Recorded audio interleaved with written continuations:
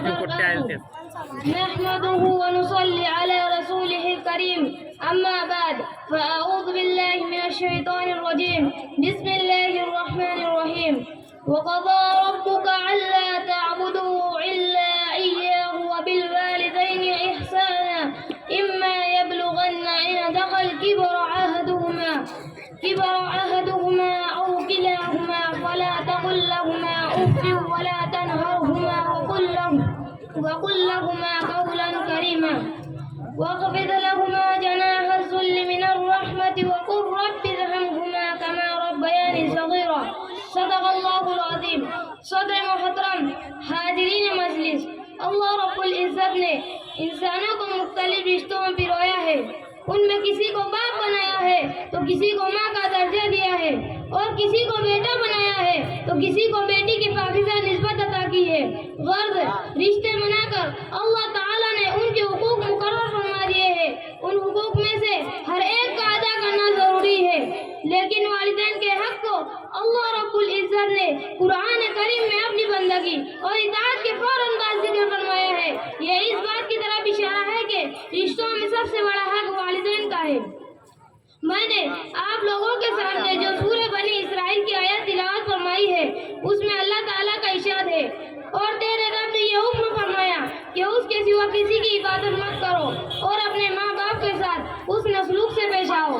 اگر وہ یعنی ماں باپ تیری زندگی میں بڑھاپے کو پہنچ جائے، چاہے ان میں ایک پہنچے یا دونوں، اور ان کی کوئی بات تجھے ناگوار گزرے تو ان سے کبھی اف بھی مت کہنا اور نہ جھڑکنا، اور ان سے خوب ادب سے بات کرنا، اور ان کے سامنے شفقت اور انکساری کے ساتھ جھکے رہنا، اور یوں دعا کرتے رہنا، اے ہمارے پروردگار تو ان پر رحم فرما جیسا کہ انہوں نے بچپن میں مجھے پالا ہے. والدین کے حقوق اور حسن سلوک کے تعلق سے بے شمار احادیث کریمہ ہے، جن میں حضور صلی اللہ علیہ وسلم نے بہت تاکید کے ساتھ حکم دیا کہ اچھا سلوک کرو، انہیں تکلیف نہ دے. ان میں سے کچھ کو ذکر کیا جاتا ہے.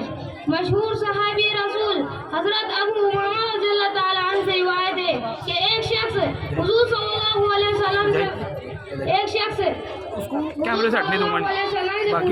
بیٹے پر والدین کا کیا حق ہے؟ تو آپ نے جواب میں ارشاد فرمایا، یہ دونوں تیری جنت بھی اور دوزخ بھی، یعنی اگر تو ان کے حق میں رحم و کرم، عزت و انکساری کے پیکر بن گئے تو تمہارے لیے جنت ورنہ دوزخ کے مستحق ہوں گے. حضرت ابو ہریرہ رضی اللہ تعالیٰ عنہ سے روایت ہے کہ ایک شخص حضور صلی اللہ علیہ وسلم کے پاس آیا، پوچھنے لگا، اے اللہ کے رسول، سب سے زیادہ کس کا حق ہے کہ اس کے ساتھ اس میں سلوک کروں؟ آپ نے فرمایا تیری ماں کا. پوچھا پھر کس کا؟ آپ نے فرمایا تیری ماں. پوچھا پھر کس کا؟ آپ نے فرمایا تیری ماں کا، کیونکہ حمل وضع حمل اور دودھ پلانے کی شفقت اور صحبت صرف ماں اٹھاتی ہے، باپ نہیں اٹھاتا. اس وجہ سے ماں کا حق زیادہ ہے. اسلام کی تعلیمات میں جہاں بار بار تاکید آئی ہے کہ دنیاوی زندگی میں والدین کے ساتھ حسن سلوک کرو، اور دوسری طرف یہ درس بھی دیا کہ وہ دنیا سے چلے جائے تو ان کے لیے ہمیشہ ان کے ساتھ حسن سلوک کرو، اور ان کے لیے ہمیشہ دعا و استغفار کرو، صدقہ خیرات اعمال صالحہ کا ثواب انہیں پہنچاتے رہو. افسوس صد افسوس، آج معاشرے میں بہت ساری برائیاں جنم لے رہی ہے، جس کے نتیجے میں ہماری اخلاقی زندگی کی بنیاد کھوکھلی ہو چکی ہے. خاندانوں میں رشتوں کا تقدس بری طرح پامال ہو رہا ہے.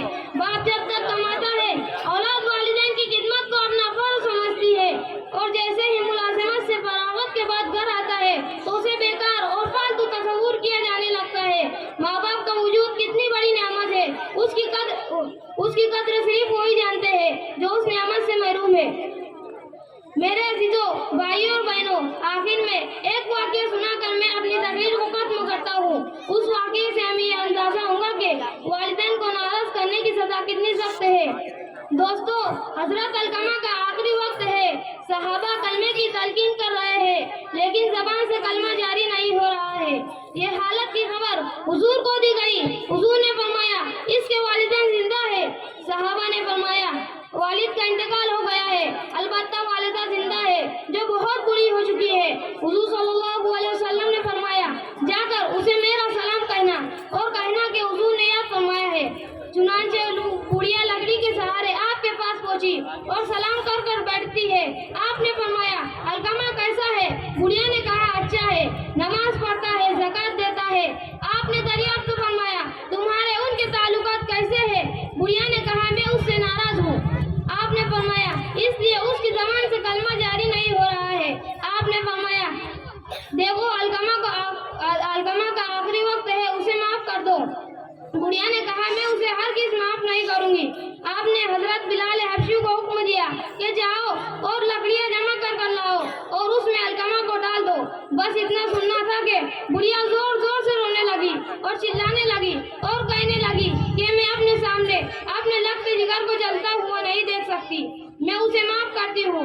बस माफ करना था कि अलकमा की जबान से कलमा जारी हो गया और उनका इंतकाल हो गया। आपने नमाज जनाजा पढ़ाई और मदीने के कब्रिस्तान में तकरीर फरमाई। ऐ अंसार और मुहाजिरीन की जमात, तुम में से जो अपनी माँ पर बीवी को तरजीह देगा उसकी नमाज रोजा कबूल नहीं है। ये वालिदैन का दर्जा मुकाम मर्तबा है, इनकी खिदमत के साथ इबादत भी कबूल होती है।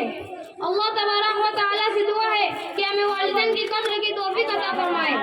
ऐ अबूज़र माँ बाप के साए की ना कदरी ना कर, ऐ अबूज़र माँ बाप के साए की ना कदरी ना कर, धूप काटेंगी बहुत जल्दी शजर कट जाएगा। व आखिरु दाअवाना अनिल हम्दुलिल्लाहि रब्बिल आलमीन।